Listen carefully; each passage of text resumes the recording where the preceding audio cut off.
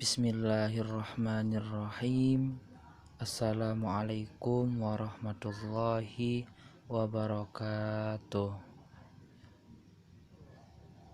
Baik, kita lanjutkan lagi. Kali ini pertemuan kita masuk ke dalam bab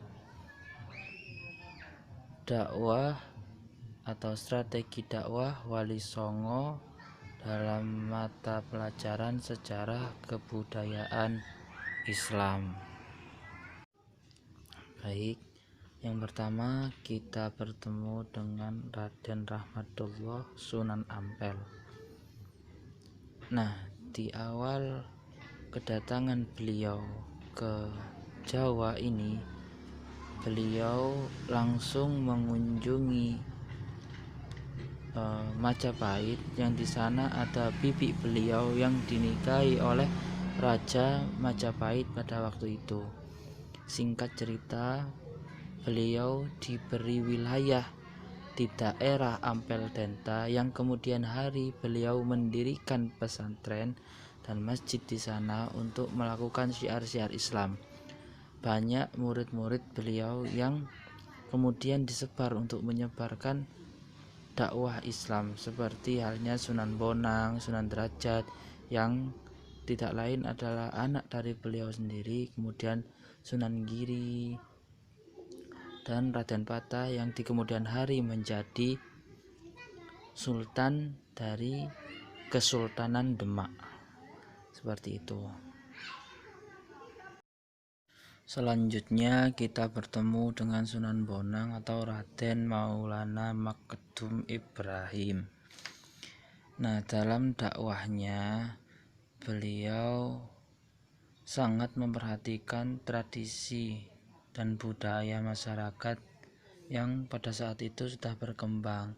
Nah, kebetulan pada saat itu masyarakat Jawa pada umumnya memiliki ketertarikan yang lebih pada seni pewayangan. Oleh karena itu, salah satu yang dilakukan oleh Sunan Bonang adalah melakukan pendekatan secara budaya, yang melakukan berdakwah dengan seni seperti itu. Kemudian terus melakukan memasukkan nilai-nilai Islam dalam dakwahnya yang menggunakan kesenian tersebut. Misalnya kita kenal dengan gamelan sekaten seperti itu.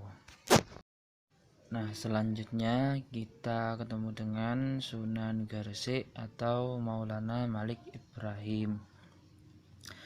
Telah kita ketahui bersama bahwasanya Sunan Gresik ini adalah wali pada generasi pertama.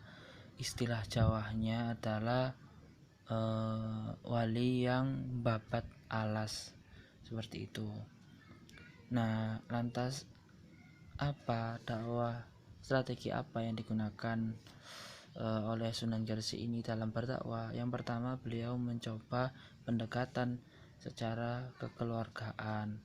Seperti itu, beliau menawarkan putrinya untuk dinikahi oleh Raja Majapahit pada waktu itu, namun tidak berhasil. Nah, kemudian beliau mencari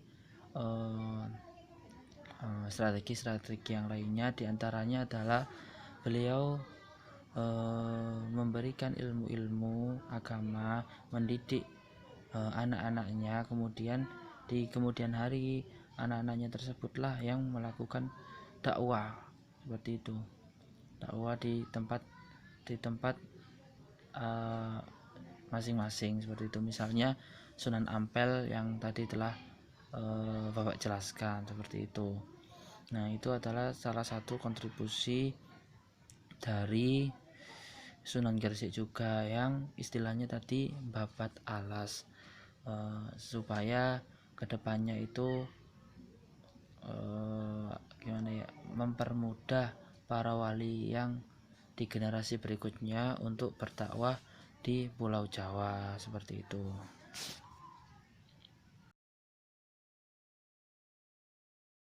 Selanjutnya kita ketemu dengan Sunan Kalijaga atau Raden Mas Syahid. Nah, dalam dakwahnya beliau ini menggunakan pendekatan kesenian dan kebudayaan sebagai sarana untuk berdakwah, antara lain kesenian wayang kulit dan tembang suluk.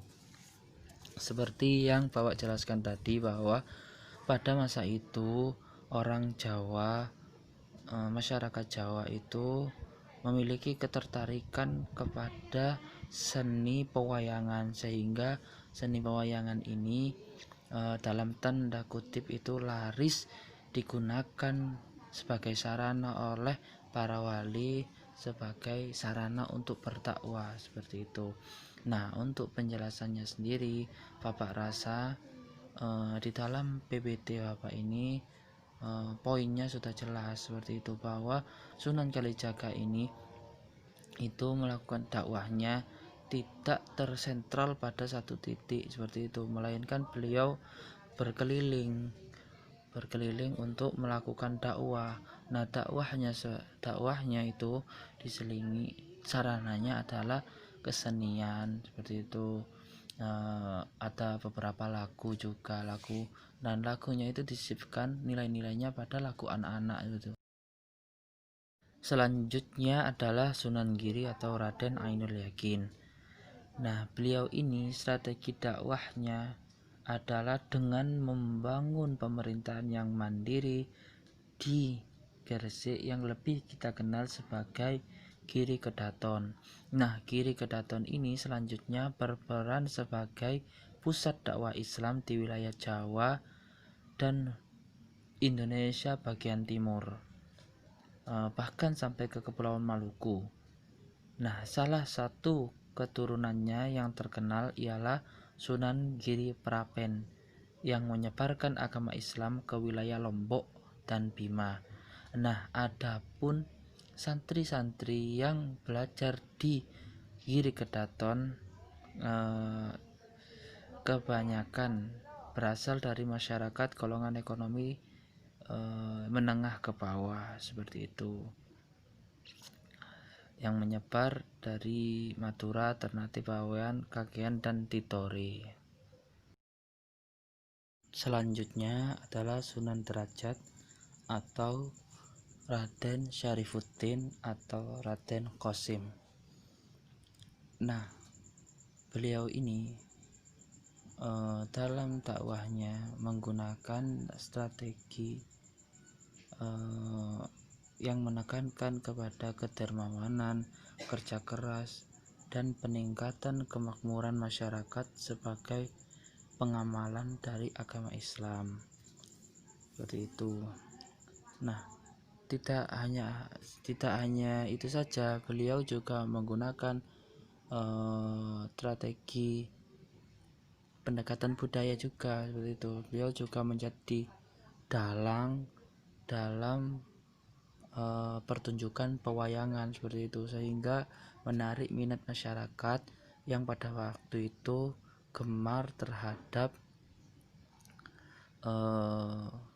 pentas pewayangan, seperti itu, atau kesenian pewayangan. Baik, selanjutnya adalah Sunan Kudus atau Raden Ja'far Shadiq. Nah, disebut Kudus karena beliau pernah belajar atau mendapatkan kesempatan untuk belajar di Al-Quds, Palestina, seperti itu.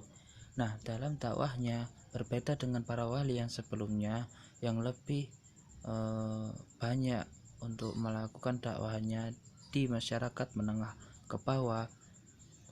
Beliau Sunan Kudus ini atau Raden Ja'far Shadiq lebih banyak berdakwah di kalangan kaum penguasa atau para priai, seperti itu.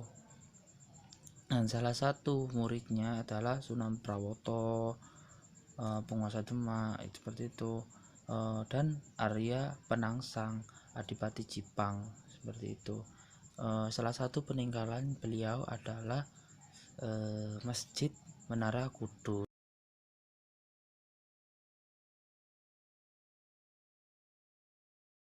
Selanjutnya adalah Sunan Gunung Jati atau Raden Syarif Hidayatullah.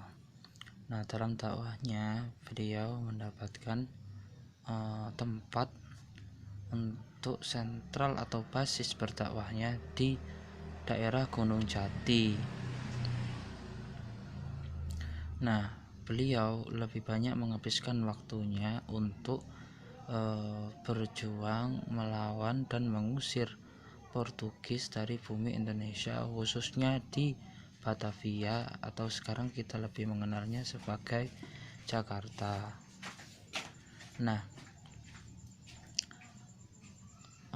dalam perjuangannya tersebut beliau mendapat banyak simpati dari masyarakat yang kemudian masyarakat tersebut tertarik atau memiliki keinginan untuk lebih jauh mengenal Islam. Nah, seperti itu. Nah, jadi itulah yang dilakukan oleh Sunan Gunung Jati dalam dakwahnya.